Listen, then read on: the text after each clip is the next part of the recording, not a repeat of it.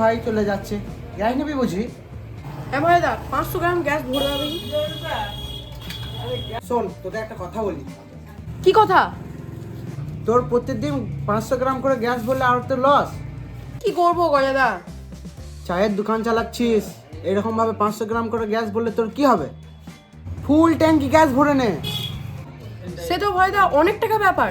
তেমনি তোকে আর খুচুক খুচুক করে গ্যাস ভরতে হবে না। ছোট্ট চায়ের দোকান, কেউ আবার চা খেয়ে পয়সা না দিয়ে আমাকে পালিয়ে যাচ্ছে। ধার দিবি না, দিব্যি চলে যাচ্ছে আমার, কেউকে আমি ধার দিই না। সকালবেলায় আসছে কাস্টমার, বলছে জিতুদা এক কাপ চা দেখি। চা খেয়ে বলছে কালকে পয়সা দেবো। এই নাও 500 গ্রাম গ্যাস ভরে দিয়েছি। ঠিক আছে।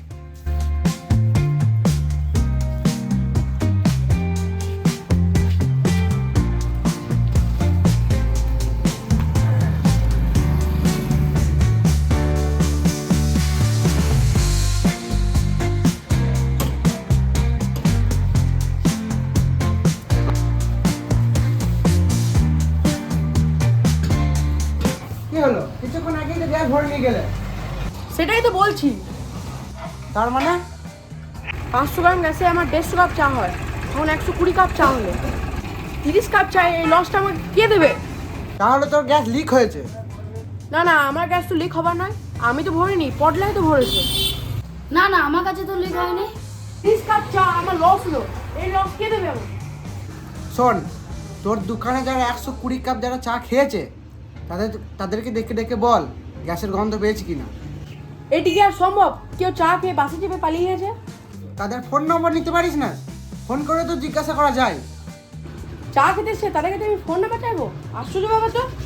না না, তা বলছি না, গ্যাস লিক হওয়ার ফলে তো বড় বড় দুর্ঘটনা ঘটতে পারতো, তাই বলছি আর কি। আমার মনে হয় তোমার এই পটলাই গ্যাস কম দিয়েছে। আজ 10 বছর ধরে এই দোকানে কাজ করছি, এখনো পর্যন্ত কেউ বলতে পারবে না। আমার দোকানের একটা সুনাম আছে, তোমারই গ্যাস লিক হয়েছে।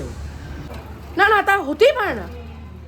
তুমি বেশি চেঁচিও না, তুমি গিয়ে থানায় যাও, গিয়ে আমার নামে ডায়েরি করো, দরকার হলে সিবিআই তদন্ত হোক, আসল সত্য উদ্ঘাটন হোক। বেশ, তাই হবে। কাল থেকে আমি বকুলের দোকানে গ্যাস পাবো, তাও তোমার দোকানে আসবো না।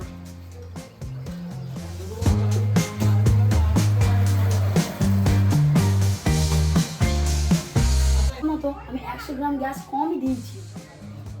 ঠিক করেছিস, শালা হারামজাদা, ককা চা কম হয়েছে তা সেইগুলো খাতায় গুনে গুনে হিসাব করেছে। তবে বাবু একটা কথা বলবো, তোর আবার কি কথা শুনি? বেশি নিয়েন ঠিক আছে, কিন্তু ওর জন্য কম দিয়েন না। কথাটা মন দিয়ে বলিস নাই, তাই তো আজ থেকে আপনারা ওর জন্য কম দেবেন না, পাপ কাজ করবেন না। Oh my god.